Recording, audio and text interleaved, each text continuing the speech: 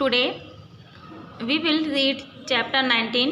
Chapter name is हमारी गौरवमयी विरासत, आर रिच हेरिटेज, यानी कि कुछ चीज़ें व संस्कृतियाँ ऐसी हैं जो हमको हमारे बुजुर्गों से ही प्राप्त हैं। ऐसे हम उनके बारे में जानेंगे और पढ़ेंगे। देखिए, भारतीय कला और वास्तुकला का गौरवमय इतिहास है।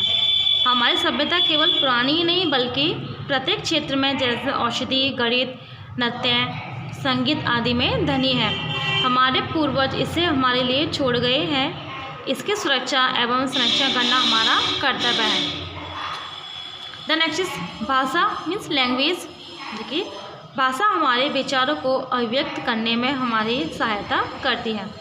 भाषा में बहुत सी भाषाएं प्रयोग की जाती हैं। भारत के संविधान में 22 भाषा को मान्यता प्राप्त है। देखिए, भारत में बहुत सी भाषाएं बोली जाती हैं, लेकिन भारत के संविधान में सिर्फ 22 भाषाओं को मान्यता प्राप्त है। अब हम ये उन भाषाओं के नाम पढ़ेंगे जिनको मान्यता प्राप्त है।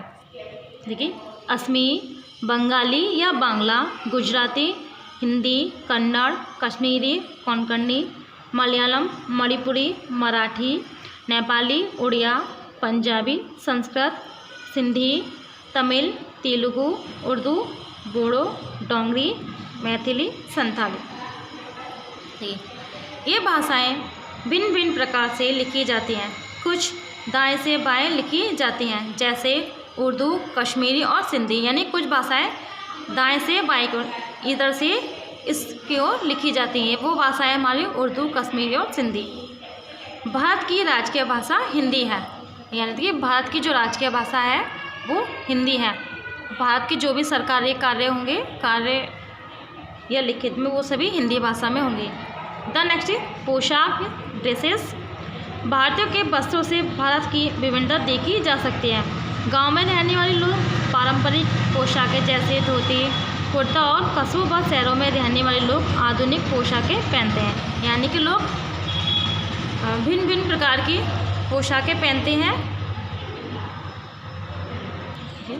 भारत में कई राज्यों में पुरुषों के द्वारा पगड़ी पहनी जाती है, लेकिन पगड़ी की शैली एक राज्य से दूसरे राज्य में अलग होती है।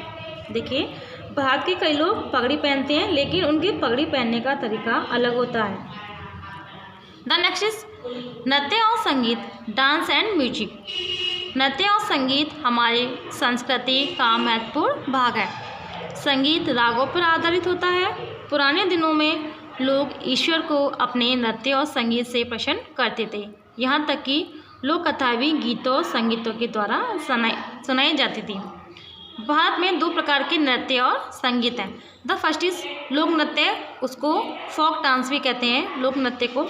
द सेकेंड इज शास्त्रीय नृत्य, उसको क्लासिकल डांस कहते हैं। देखिए, भारत में लोक नृत्य विभिन्न अवसरों पर खुशी की अभिव्यक्त करने के लिए है। यह लोगों के समूह द्वारा प्रस्तुत किया जाता है। यह कुछ अवसरों जैसे विवाह, दावत, पर्व या बच्चों के जन्म के अवसर पर प्रस्तुत किया जाता है। भारत के प्रसिद्ध लोक नृत्य हैं।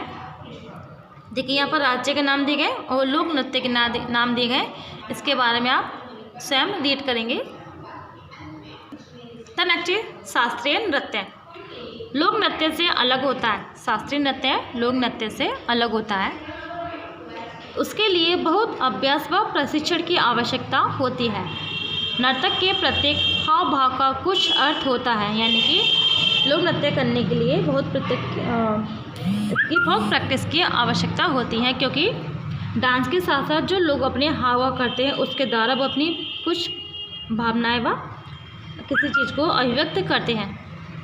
नर्तक के द्वारा विशिष्ट प्रकार की पोशाक पहनी जाती है।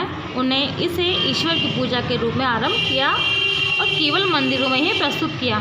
यानी ये पहले नृत्य सिर्फ मंदिरों में ही किया जाता था, लेकिन बाद में कुछ लोगों ने इसे पसंद किया और वे मंच पर प्रस्तुत होने लगा।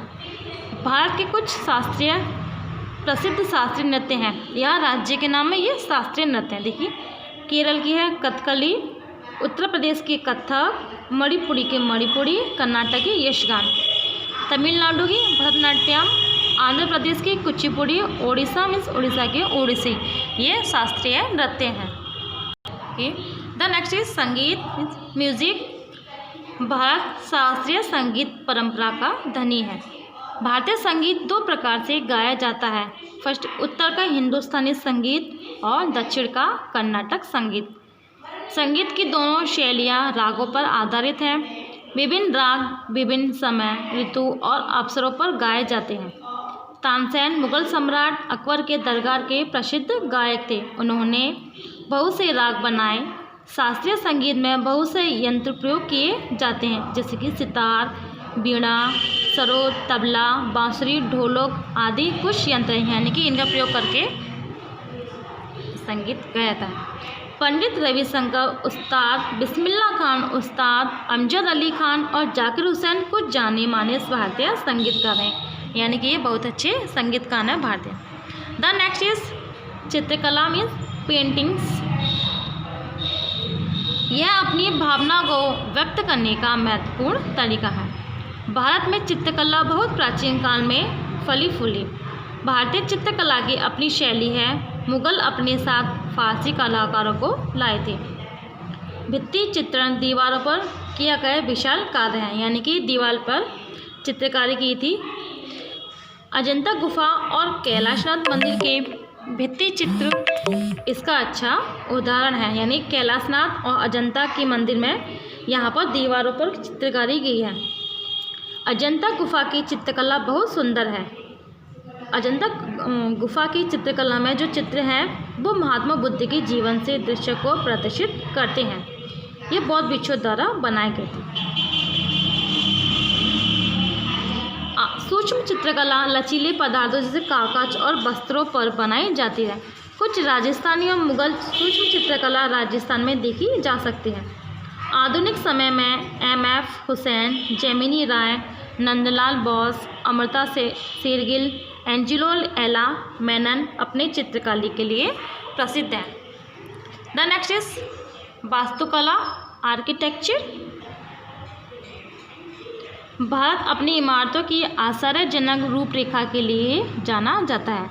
सिंधु घाटी सभ्यता के खंडरों से ये पता चलता है कि यह बहुत ही व्यवस्थित नगर थी। भारतीय मंदिर और धार्मिक इमारतें वास्तुकला के सबसे अधिक महत्वपूर्ण भाग हैं। हमें विश्व के 7 आश्चर्यों में से एक को रखने का गौरव प्राप्त है, जो आगरा का ताजमहल है, यानी कि विश्व के कुछ 7 अजूबे यानी आश्चर्य हैं, उन सभी में ताजमहल का नाम आता है। सांची और सारनाथ के स्तूप सम्राट अशोक के द्वारा बनवाए गए हैं। ये भारत की वास्तुकला का प्रसिद्ध नमूना है। दूसरे प्रसिद्ध स्तूप दक्षिण भारत में अमरावती, नागार्जुन, कोंडा, जगोपेट्टा, घंटासाला में स्थित है। देखिए, गोल गुंबद विश्व में सबसे बड़े गुंबदों में से एक है। दिल्ली की कुतुब मीनार, जामा मस्जिद, लाल किला, हुमायूं का मकबरा, आगरा की फतेहपुर सीकरी महान वास्तुकला के उदाहरण हैं। विशाल चर्च, संग्रहालय और राजकीय इमारतें ब्रिटिश वास्तुकला के अंग हैं। दिल्ली में संसद भवन और इंडिया गेट, मुंबई में गेटवे ऑफ इंडिया, कोलकाता में विक्टोरिया मेमोरियल आदि कुछ उनकी वास्तुकला के उदाहरण हैं। राजस्थान, ग्वालियर और चित्तौड़गढ़ के किले इस देश में महान वास्तुकला के अंग हैं, यानी कि राजस्थान और ग्वालियर और चित्तौड़ के किलों में बहुत अच्छी वास्तुकला में की गई है।